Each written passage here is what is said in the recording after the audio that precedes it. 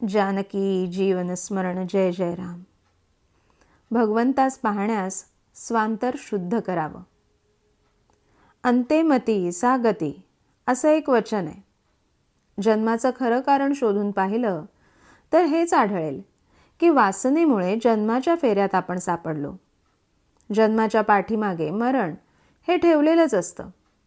जन्ममरणाचा ओघ सतत चाललेला आहे. वासना आधी का जन्म आधी या वादात पडणं म्हणजे बीज आधी का झाड आधी यासारख्या जगाच्या अंतापर्यंत कधी न सुटणाऱ्या प्रश्नाबद्दल काथ्याकूट करणं होय. आपल्याला नडतं कुठं ते पाहावं. विषयातच आम्ही गुंतून राहतो, ते सोडावं. असत्यातूनच सत्य कसं जाणता येईल हे पाहावं.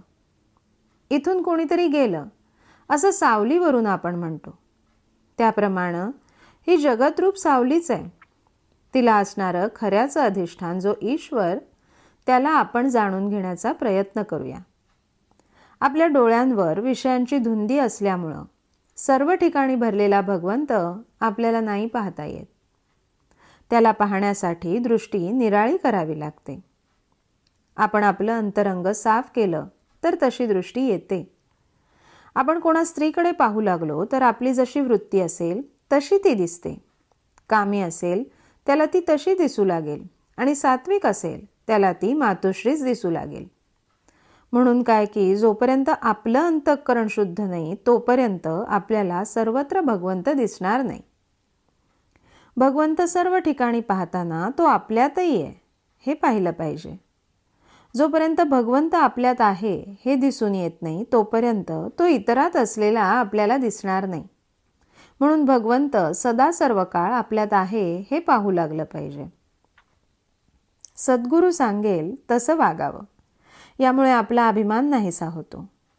संतांचा थोडासा कटाक्ष जो कर्म मार्गावर आहे तो याच करता की कर्म करण्यानं अभिमान येतो आणि त्या उलट गुरु आज्ञेत वागल्यानं तोच अभिमान नाहीसा होतो. इथे अशी शंका वाटेल की गुरु तरी नामस्मरण करायलाच सांगतात म्हणजे कर्म आहेच ना. वैद्याने एका रोग्याला सांगितलं की तू काही खाऊ नकोस. त्याला वैद्याने औषधाच्या 3 पुड्या दिल्या आणि या 3 वेळा घे म्हणून सांगितलं. त्यावर तो रोगी म्हणाला, तुम्ही काही खाऊ नका म्हणता आणि या पुड्या घ्या म्हणून सांगता, हे कसं? त्यावर वैद्याने सांगितलं की पूर्वी जे अजीर्ण झालंय त्याचा नाश करण्यासाठी या पुड्या उपयोगी आहेत.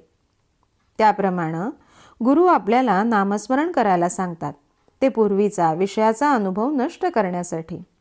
जो आपली विषय वासना कमी करून आपल्यामध्ये नामाचं प्रेम उत्पन्न करील तोच खरा सद्गुरू होय.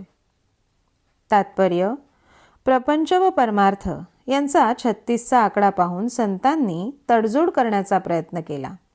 नामस्मरण करीत प्रपंच करा हीच ती तडजोड. जानकी जीवनस्मरण जय जय राम.